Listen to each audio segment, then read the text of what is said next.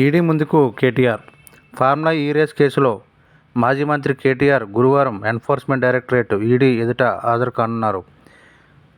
వాస్తవానికి ఈ నెల 7న ఆయన హాజరు కావాల్సి ఉన్నా తాను రాలేనని కేటీఆర్ చెప్పడంతో 16న విచారణకు హాజరు కావాలని ఈడీ అధికారులు మరోసారి నోటీసులు ఇచ్చారు.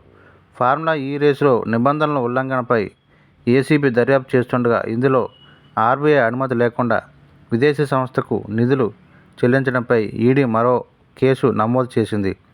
దర్యాప్తులో భాగంగా ఇప్పటికే ఇదే కేసులో నిందితులుగా ఉన్న అప్పటి పురపాలక పట్టణాభివృద్ధి శాఖ ప్రత్యేక ప్రధాన కార్యదర్శి అరవింద్ కుమార్, హెచ్ఎండిఏ మాజీ చీఫ్ ఇంజనీర్ బిఎల్ఎన్ రెడ్డిలను ఈడీ విచారించింది.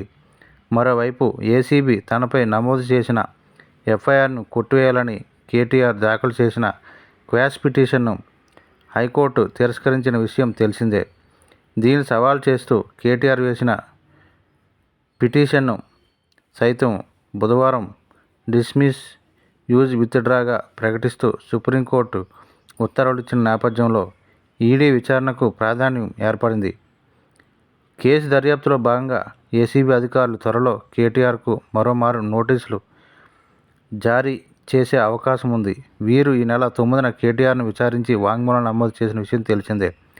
అవసరమైతే మరోమారు పిలుస్తామని ఏసీబీ అధికారులు కేటీఆర్కు ఇప్పటికే తెలిపారు.